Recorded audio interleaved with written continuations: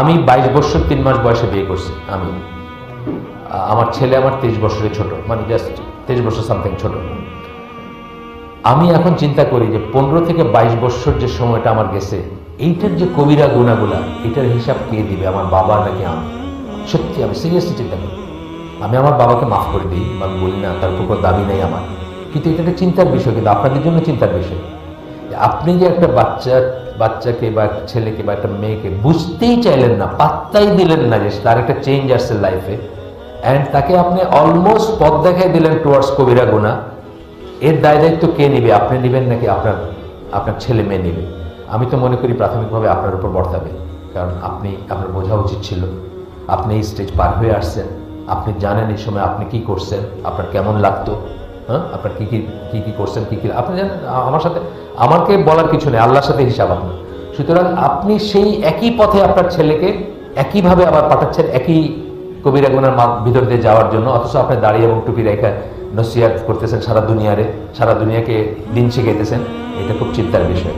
আমার ছেলে যখন বড় হচ্ছে, বুয়েটে পড়তো, সেকেন্ড ইয়ারে, আমি তাকে 1:1 জিজ্ঞেস করছি, তোমার কি বিয়ের দরকার? সে বলছে হ্যাঁ, আমার বিয়ের দরকার। কেন বলছে? তার গার্লফ্রেন্ড ছিল না, সে সিনেমা দেখতো না, সে গান শুনতো না, সে নাটক দেখতো না, সে গায়ের মাহারানদের সাথে আড্ডা মারতো না, বুঝছেন না? তার কোনো এন্টারটেনমেন্টই ছিল না জীবনে। সে আমাকে সরাসরি বলছে যে হ্যাঁ, তার আমাদেরকে কেউ মেয়ে দিতে চায় নাই। বুয়েটের ছেলে, কত রকম অ্যাডভাইস যে এই ছেলেটার কি ক্যারিয়ার নষ্ট করে দিবে, এর জীবন নষ্ট, একটা ভালো স্টুডেন্ট ছিল, খুব জীবনটা নষ্ট করে দিবে। তো আপনার যারা আমাকে চিনেন তারা জানেন যে এই নিউ মার্কেটে একটা দোকান আছে, জিনাত বুক সাপ্লাই, ঢাকা নিউ মার্কেটে। উনি আমার বন্ধু মানুষ, ফয়সাল নাম। তো ওনার কাছে আমি বিয়ের জন্য বায়োডাটা দিছি। তো উনি বলছে, ইসলামিক পরিবার যারা আছে তাদের 2-4 জনকে বলছে, পাত্তাই দেয় নাকি। তো একজন জিজ্ঞেস করছে যে এদের কি সমস্যা আছে নাকি, মানে মাথায় সমস্যা আছে নাকি, যে একটা ছেলে, মেধাবী ছেলেকে এবার নষ্ট করে দিতেছে। তখন ফয়সাল খুব রাগ করে বলছে যে ওনারা ভবিষ্যৎকালে বিশ্বাস করে না।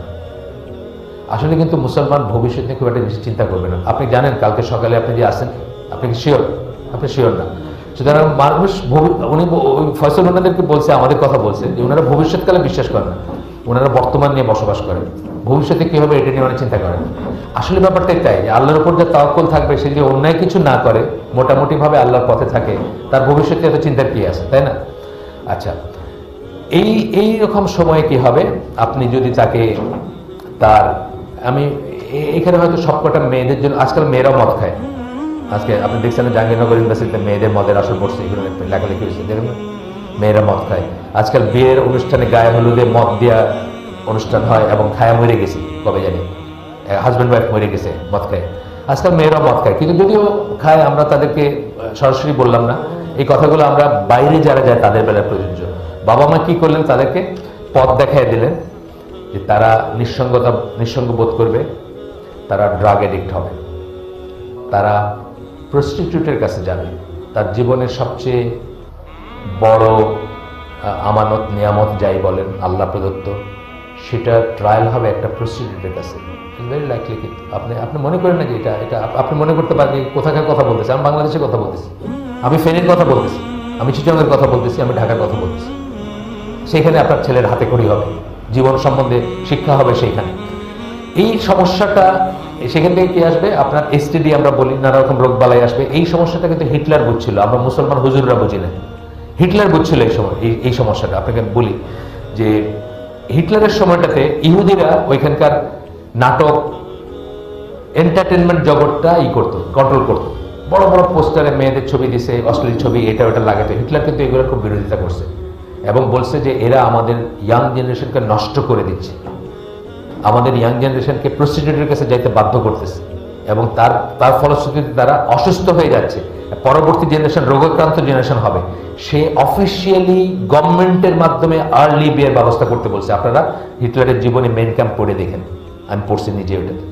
সে বলছে যে গভর্নমেন্টের উচিত তাড়াতাড়ি বিয়ের ব্যবস্থা করা, তাদেরকে ভাতা দেওয়া, তাদের বিয়েতে সাহায্য করা, তাদেরকে বাসস্থান দেওয়া, তাদেরকে চাকরি দেওয়া, যাতে আমাদের পরবর্তী জেনারেশনটা সুস্থ সবল এবং রোগ মুক্ত হয়, বিকৃত মুক্ত হয়। ওইখানে ইহুদিরা যে কাজটা করছে, আজকে আমাদের দেশে অন্যরা করে যাচ্ছে না। দেয়ার আর পিপল যারা আপনার ছেলে মেয়েকে করাপ্ট করতে চায়, আপনার ছেলে মেয়ে একসাথে মিশুক এটা চায়, আপনার ছেলেতে একসাথে বিছানায় শোক এটা চায় না? ব্রিটিশ কাউন্সিলে এবার হয়ে গেছে, টিএসসিতে এবার এই গেদের প্যারেড হয়েছে, ওই মানে সমকামীদেরই হয়েছে। তারা আপনাদেরকে নষ্ট করতে চায়, আপনাদের ক্ষেত নষ্ট করতে চায়। ক্ষেত মানে আপনাদের মেয়েদের নষ্ট করতে চায়, আপনাদের ইয়াং জেনারেশনকে নষ্ট করতে চায়। নষ্ট ক্ষেতে নষ্ট ফসল হবে, কোনোদিন ভালো ফসল হবে না। দোতরা গাছে কোনোদিন আপেল ধরবে না, দোতরা গাছে দোতরাই ধরবে। বিষ বৃক্ষ বলি না আমরা, বিষের জিনিসই ধরবে।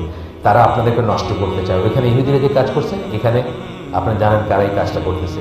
কারা চায় যে বাংলাদেশ ধ্বংস হয়ে যাক, কারা আপনার ছেলে মেয়েদের জন্য ইয়াবা নিয়ে আসতেছে, কারা আপনার ছেলে মেয়েদের জন্য ফেন্সিডিল আনতেছে না। যে দেশ ফেন্সিডিল প্রডিউস করে, এক ফোঁটা ফেন্সিডিল তারা ওই ফেন্সিডিল খায় না, ওইটা সমস্তটা আপনার দেশের মানুষ খায়। সেটা খেয়ে আপনার নেশাগ্রস্ত হয়, অকর্মণ্য হয়, কিডনি নষ্ট হয়, অ্যান্ড সো অন। তার এইডস হবে, তার এইটা হবে, তার মানে আমি আর বললাম না কত কিছু হবে। তাহলে আপনার এই ইয়াং জেনারেশনটা নষ্ট করার জন্য ওইখানে যেরকম ইহুদিরা ছিল, এইখানে এরকম চক্র আছে যারা চাচ্ছে যে এটা যেন এই দিকেই যায়। এবং আলটিমেটলি কোথায় যাবে? আলটিমেটলি এটা কিন্তু জাহান্নামমুখী, তাই না? যারা এইভাবে বড় হবে, এই সমাজে, এই প্রতিবেশে, এই পরিবেশে, এই সমস্ত জিনিসটা যারা বড় হবে, তারা কি তাদের রাস্তাটা জাহান্নামের দিকে খুলে দিলেন। কি খুলে দিলেন? প্রাইমারি কিন্তু বাবা মা খুলে দিলেন। আপনি তার আর্জটা বুঝলেন না, আপনি তার ফ্রেন্ড হইলেন না, আপনি তার ইমোশনটা বুঝলেন না, আপনি চোখ বুঝে থাকলেন যে আচ্ছা ঠিক আছে এই বয়সে এসব একটু করেই। আপনি এটাকে ছোট করে দেখলেন, একটা কবিরা গুণাকে অত্যন্ত ছোট করে দেখলেন। হ্যাঁ, কবিরা গুণাকে ছোট করে দেখা যায় ইটসেলফ একটা গুণা, বুঝছেন না? এবং যদি আপনি এটাকে হালাল মনে করেন, তাহলে তো কুফর পর্যায়ের গুণা। একটা গুনার কাজকে যদি আপনি হালাল মনে করেন বা ঠিকই আছে মনে করেন, এটা কুফর পর্যায়ের গুনাহ। আজকে কত বাপ মা মনে করতেছে তাদের ছেলেমেয়েরা সিনেমা দেখতেছে, এটা ঠিকই আছে। তাদের ছেলেমেয়েরা একটু পর্নোগ্রাফি দেখতেছে, এটা ঠিকই আছে।